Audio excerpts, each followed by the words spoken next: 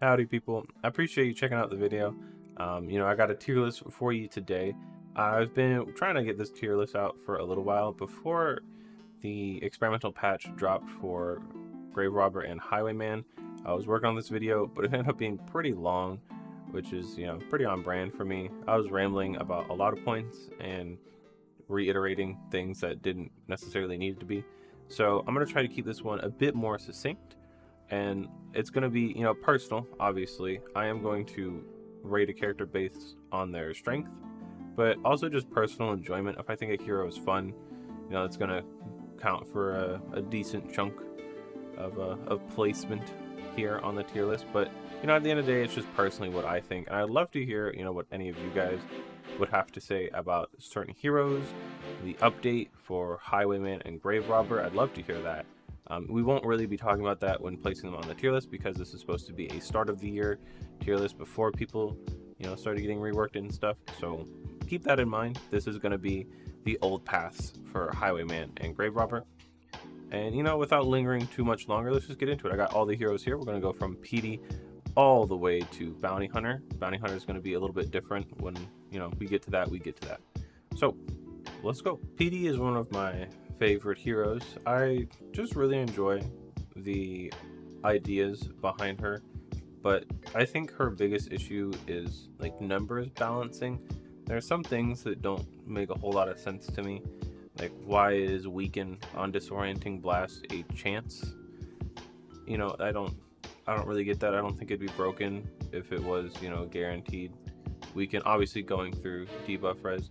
The numbers on some of her moves are pretty high, like Plague Grenade is, a little out of tune, especially with Favorite Toy.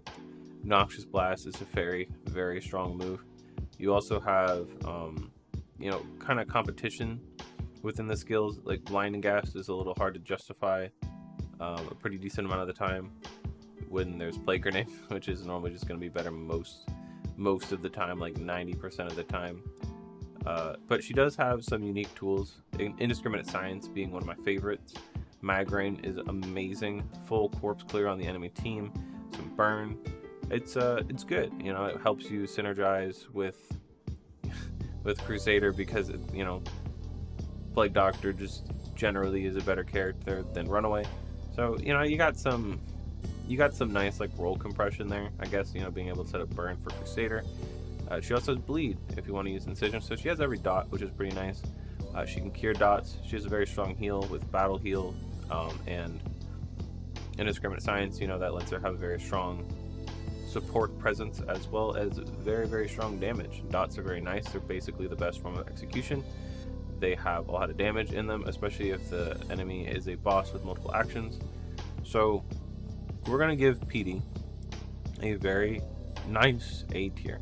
We're going to rank them within the tiers as well, so keep that in mind. But PD, it's in pretty cozy in A tier. There's not really anything bad about her. So moving down the list, we got Grave Robber. And Grave Robber is, again, another hero that I really like. I enjoy her playstyle, especially with how many different playstyles she has within her kit. Between dancing, stealth is a good mechanic. I like stealth a lot, especially since there's not a whole lot of stealth heroes in this game. There's just Grave Robber, Runaway, but Runaway doesn't really have any stealth synergy within her kit. And then I think one of the paths with Duelist can give you stealth, so it's fun to play with. You can use stealth in a lot of really creative ways, especially if you stealth a hero in 2. It kind of helps force the damage onto 1, which is neat. I like setting up specific situations like that. Her damage is really nice. She's a nice alternative to Sharp Shot with things like Glint and Poison Darts on Deadeye and things like that. She has very strong Blight in Poison Darts. Venom Drop, even though it does lower speed, it has some nice applications. You can spread a lot of damage with flashing. And, she just has pretty decent on-hit damage with Pick to the Face, and she has a self-heal. She's very self-sufficient, which is really nice, especially if you're trying to use her more as like a dodge tank, which can be a little tricky to pull off. But I'm gonna give Grave Robber, I'm gonna give her another A tier. I think she's good, especially if you played her on the new path system. She has a lot going for her now. She's actually pretty strong on that new system. But the way she was and the way she is currently on live, she's still a strong hero, pulls more than her fair share of weight. Yeah, no team is really hurt by her because she's so self-sufficient. Highwayman was a hero that was incredibly easy to just put on your team and get a lot of value from him. Give him Sharp Shot, you know, has good speed, gets damage, you know, it's everything you could want out of Highwayman especially. He gets basically like free room on any team. He's not really hurt by the position he's in. He can even move if you need him to move a little bit. Every team can fit a Highwayman into it without really struggling at all. I think probably the biggest thing about him though, in my opinion, when I see him, especially on the old path system, is how one-dimensional he is. There's not really any depth to him. Especially if you pick Sharp Shot, you just pick the same 5 skills and you move forward. That's it. I don't think Rogue was very well designed at all. It's basically just a very slightly different version of Wanderer. There's just not a whole lot to say about it. So I'm really happy with what they did with his paths. Grave Robber 2, he has a lot more depth. The skills are super interesting now for the most part, especially he's just Rogue. I really like the new Rogue, turning him into more of like a riposte leaning hero. But again, this is about his old paths, and his old paths were pretty stinky, except for Yellow Hand. Yellow Hand actually had some character to it, and it was pretty interesting. But you know, Sharp Shot was just leagues better in terms of just getting raw damage, raw value out of him. So, you know, with that being said, I'm just gonna put him in B tier. I don't really have anything more to say about him. Like I said, he's super one-dimensional. I'm glad that he got his paths changed. His entire character is just looking a lot better now and can actually work with the team a little bit instead of being an entirely, you know, isolated piece on your team just there for damage. So Manatarms. Manatarms is a very good hero. I don't think that's a surprise to anybody. He has some of the best skills in the game. I mean, Crush, deal damage, heal. Pretty nice. Everything you could want out of a tank. Rampart, move forward, daze, possibly stun, good damage, all things you might want. Hold the line so he's always in position. I mean, really the worst move he has is Courageous Abandon, and I mean that's a pretty bad move. No one uses it, but you know, he has 10 other very good skills, and he has this nice philosophy to him where even though his skills won't be used all the time, if you bring the right tools to the right fight, it just makes it a lot easier on you, a lot less stressful. All that being said, I'm not really a huge Man-at-Arms fan personally. Kind of boring, not super interesting to me. I don't mind if he's on the team, but normally if I put him on the team, it's for like double guard strategies or something, you know what I mean? Like I want his more unique options, and I just need just a tank. That's it. The nerfs he got a while back were, in my opinion, very justified because the damage he could deal on top of doing everything else was kind of crazy. So, you know, tapering back the damage a little bit and a very justified nerf to Retribution, you know, makes a lot of sense and puts him in a really healthy spot. I'm going to put him under PD. I don't think he's quite like the best hero in the game, in my opinion, especially when we're considering I don't really like playing him. I think he's kind of boring. But, you know, that's it to the side. I recognize his strengths. Tanks in this game are very good, so it's hard to put a tank this good anywhere under A tier. Like it wouldn't make any sense. But for me personally, S tier is reserved for the very best of the best and the ones that are a lot of fun. And I think Man-at-Arms is fine, but I don't think he's quite the best hero in the game. I know for some people he might be, just based on his raw value as a hero within his skills and everything, but I'm gonna put him in a nice comfy A tier. Helen is a character that you very much get what it says on the box. She's rank 1, she's gonna do good damage, she has nice reach with Iron Swan, Wicked Hack. Howling End is super good for blowing up an enemy turn 1. Toe-to-toe, double taunt every turn if you want it. I like Carcass, but I acknowledge that it's not very good, and I'm excited to see what happens to it in the future because of the old path system paths. I think it's pretty interesting how it can change Hellion by quite a bit. With that being said, it is pretty unfortunate that she's pretty inflexible when building her. You basically want her Ravager, rank 1, just doing good damage. I mean, Berserker is usable, but taking the HP penalty on a rank 1 hero for some extra crit, some extra res piercing, kind of hard to justify when there's not a whole lot of good bleed synergy. So, and you can only run one bleed move. You can either run bleed out, or if it bleeds, you can't really get both of them to work super well.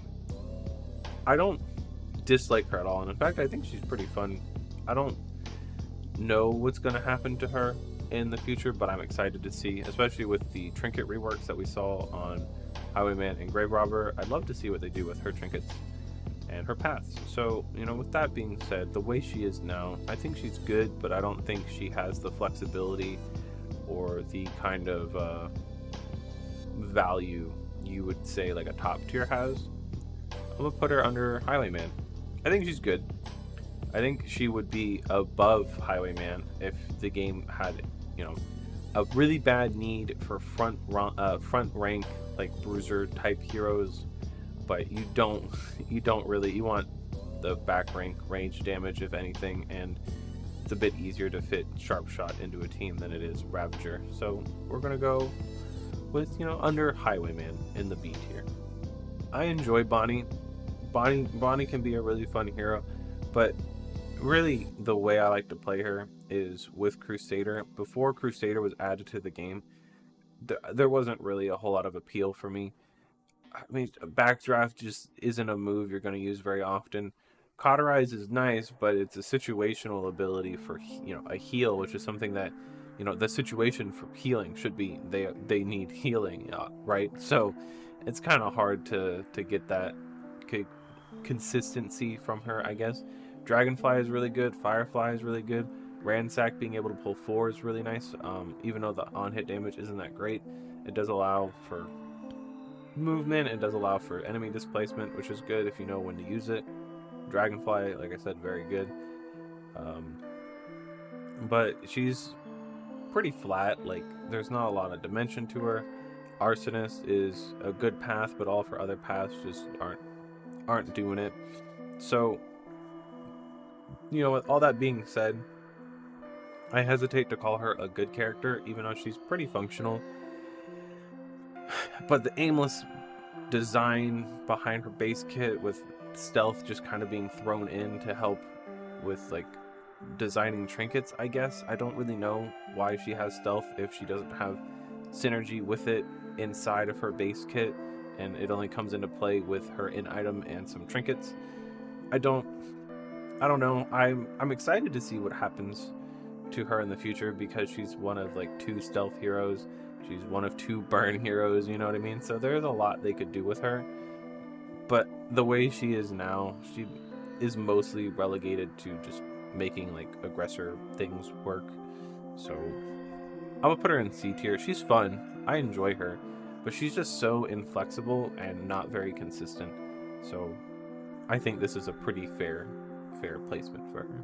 When talking about Leper, there's just one quick point I want to get out, and I like Leper.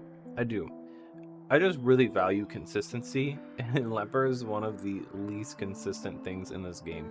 He can crit for like 50, 60 plus, but you really have to position him in that specific way to get that to go.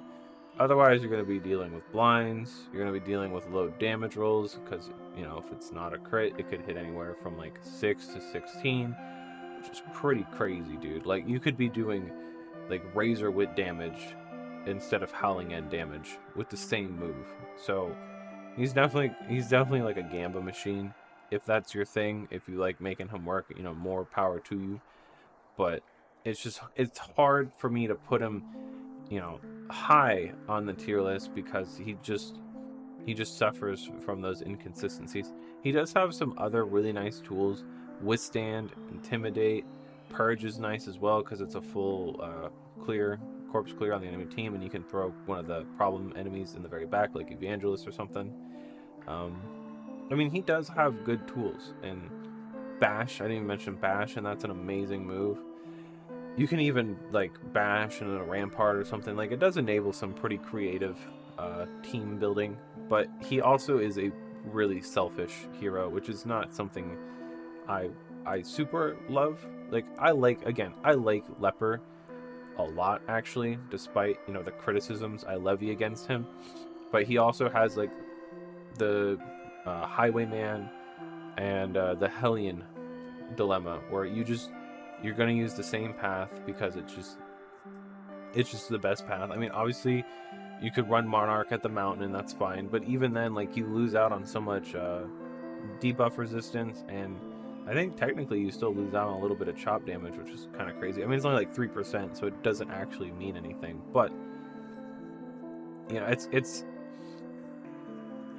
we really need his paths to be reworked as soon as possible. I would love to see that, but you know, only time will tell, right? With all that being said, I'm gonna put him at like the very bottom of B tier. Like, he's almost in C tier, but being able to hit for like 70 damage is not something you can sleep on in this game. He's crazy, but he's not always gonna do what you want, and he's probably gonna be one of the more frustrating heroes to learn how to pilot. So Occultist is a pretty cool hero. I really enjoy his unchecked power system.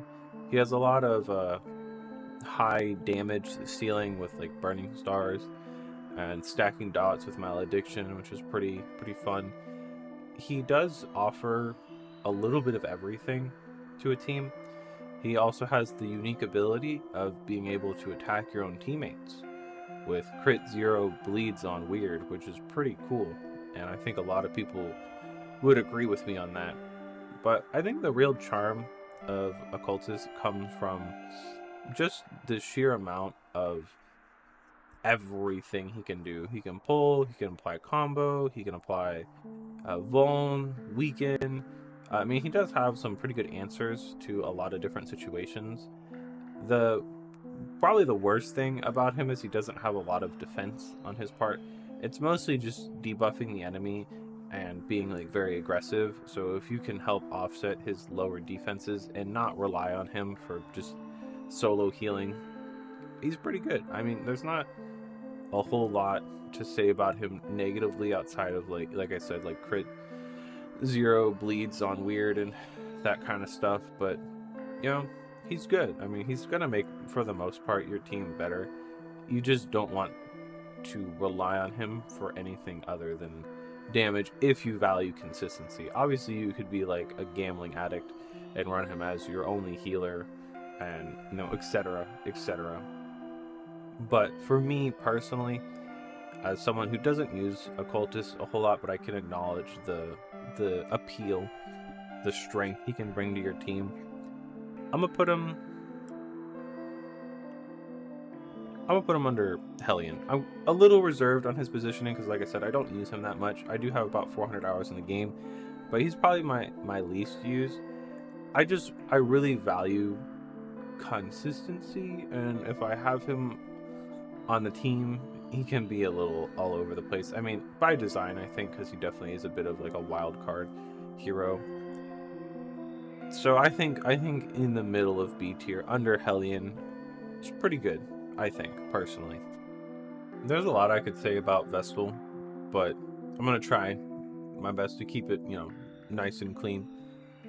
I would think for her, I'm gonna start off by putting her in the tier list first, just to kind of get it out of the way. I'm gonna put her as the worst character in the game, and it doesn't have to be that way. I really like Chaplain. There's some nitpicks I have with Seraph and Confessor, but the real thing that's hurting her is healing thresholds, and specifically like a couple of the conviction interactions, like Mace Bash. If you have 2 conviction tokens, it gives you the block, dodge, and guard piercing, but if you're attacking an enemy that has none of those, it still uses both of your conviction tokens. Kind of weird. But Judgment, on the other hand, is pretty nice because you get 100% damage with 2 tokens, and it adds a burn effect if you have 3. So Judgment is pretty nicely balanced in that way. I mean, Divine Grace is a terrible heal. It has a 2-turn cooldown for no reason. You need conviction tokens to get an actual like good heal out of it. the teammate has to be under 25% or 33% when mastered, which is just insane because, I mean, healing thresholds in this game are like decided by like, you know, a very fine line sometimes. Like if you're at, you know, your hero has 64 HP and you're at 32 HP, you can't heal with like battle healed or weird because you have to be under 50%. It can't be equal to.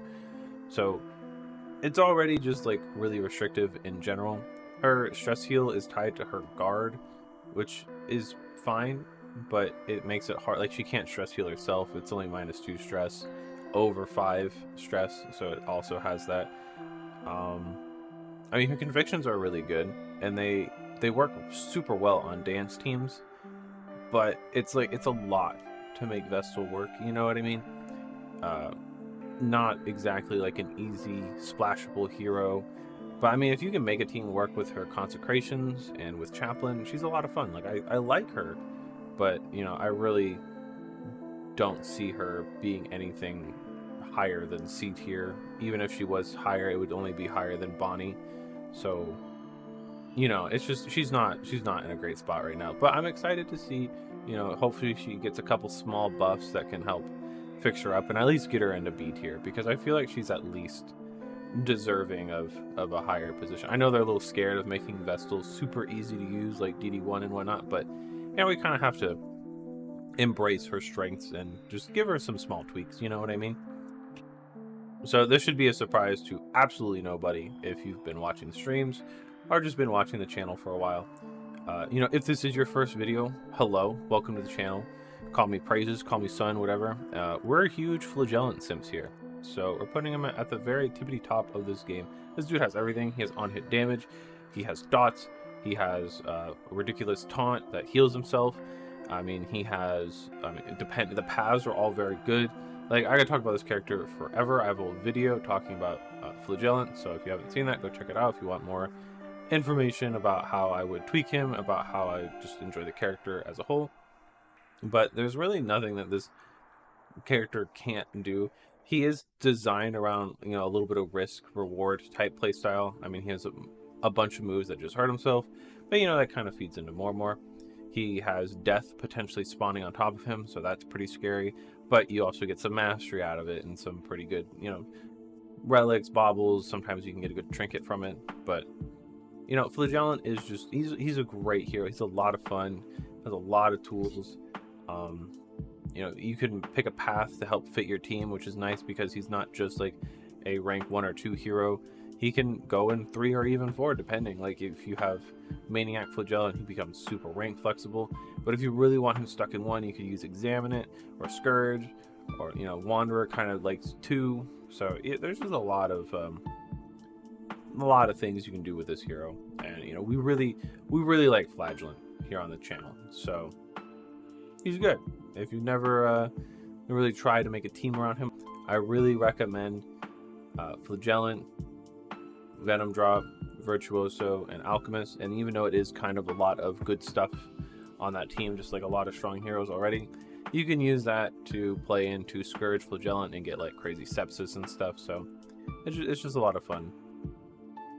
Duelist is another hero I don't have a lot of experience with, so I'm going to be a little reserved when putting her on the tier list. Just to name off a couple things that I do like about her, I do enjoy Wanderer a lot, actually. With the new Nightsworn repartee, I'm excited to try her again to get some more taunt on her to help feed into just the riposte playstyle. I do not like how slow she is. It can be a lot of effort to get her going. If she has one of her trinkets that lets her start with a stance, I mean, that's really cool. But you can't always rely on that kind of stuff.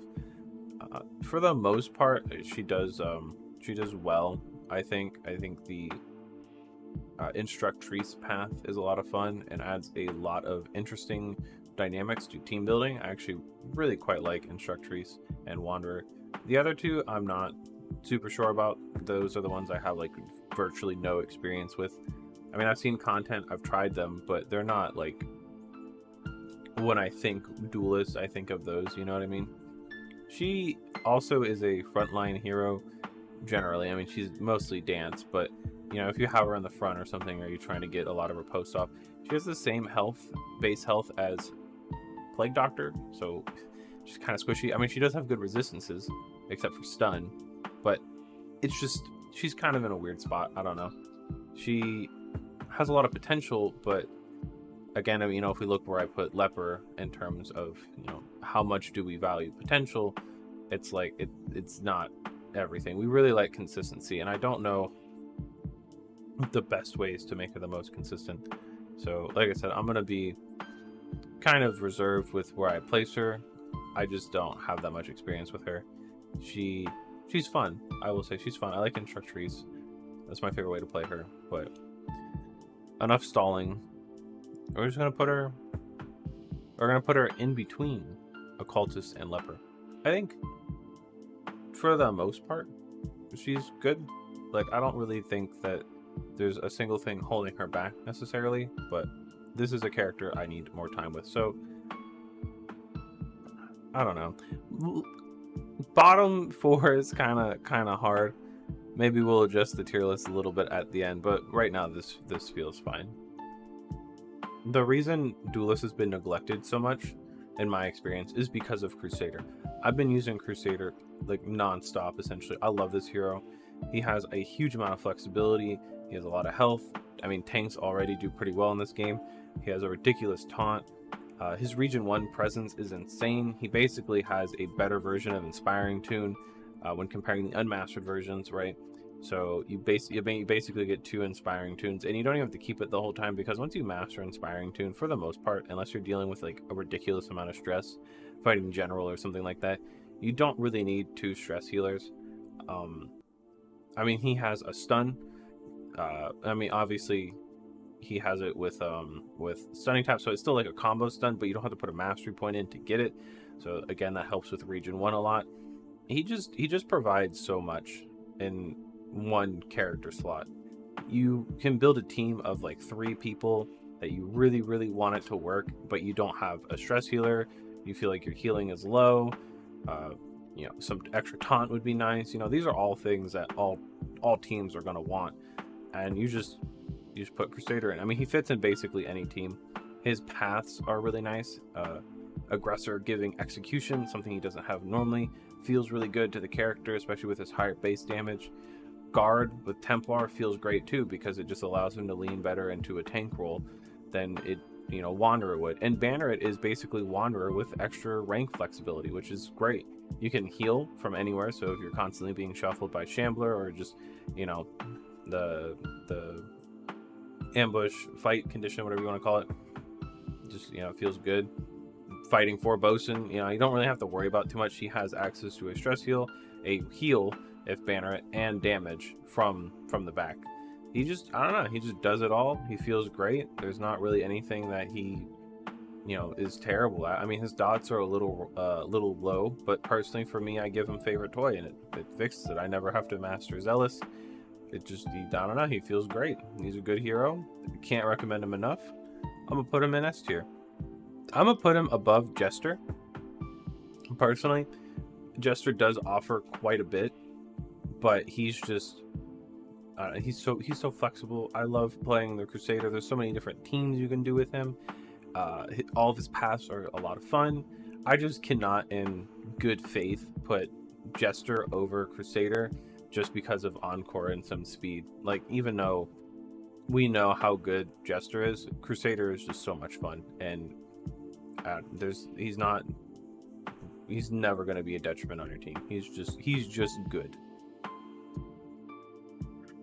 So the last hero on our list is Bounty Hunter, and I will say I don't normally take Bounty Hunter too much, because I like to design my team with like very specific synergies in mind. I like to have them synergize as much as possible, so kind of like each piece fits together. But Bounty Hunter is nice because you can just drop him in a team and it works. You know, no one's going to complain about the damage he brings. No setup stuns. He has a pull. He has a knockback, guard, taunt. You know, he has it all, dude. He even has a dot attack with caltropes, which is not like the best thing, but it's not bad either. Like, none of his skills are really bad. So, you know, there are some pain points about the character. There's the obvious, you only get them for one region. If you do need candles, like, it does kind of suck. You have to take 4 candles to take them. It's kind of sad. I wish it didn't cost anything, but I mean, it is what it is. It's thematic, at least, I guess. He does start with a trinket, which is nice. That's a good thing. You can get one of his really strong trinkets like Kill List, but you also, like, you can't master his skills. It says all of his abilities are mastered, so they're not really balanced around like mastery points or anything.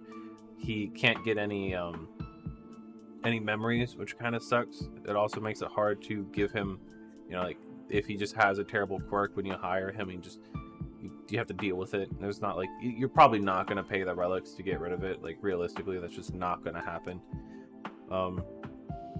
I like him, though. I do wish you could keep him and use him in your team, but I also really enjoy the way he's implemented.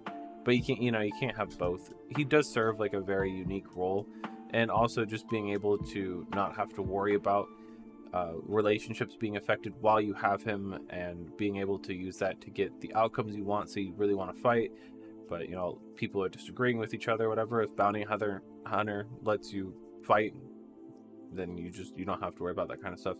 So I mean, he does have some pretty unique strengths to him that come with who he is and how they implemented him into the game. So I'm gonna put Bounty Hunter. I'm gonna put him under Man-at-Arms. I like him. I think he's good. I love the way he's implemented. There are some things that aren't, like, I'm not crazy about it, but he has a cool passive where sometimes he doesn't consume combo, great on hit damage, no setup stuns. You can use him to fix relationships, which I think is really cool. So yeah, Bounty Hunter, he's pretty good. Before I end the video, there's just a couple things I wanted to say. The first thing is, I don't really think that any character in this game is truly awful. There are some that struggle a bit more naturally, but for the most part, or for every character in the game I should say, they're all perfectly functional and have incredible strengths if you lean into them and get lucky enough with trinkets, quirks, and things like that. Setting that kind of mindset to the side was more the point of the tier list, just kind of looking at their base kits and building a team that, if hypothetically you don't get very much outside of some basic trinkets and some mastery points, how is the hero, how do they function, how do they compare to the rest of the team outside of being in their specific favorable conditions, how are they going to be? The other thing I wanted to say is, I'm sorry it's been a minute since I uploaded a video. I've been pretty busy streaming, and I have a couple videos that I'm working on right now, so please do subscribe if you want to check those out.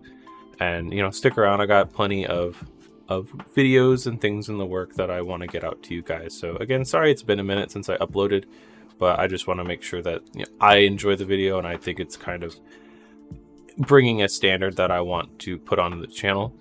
Thanks for watching the video, and like I said earlier, I would love to hear your guys' thoughts and opinions.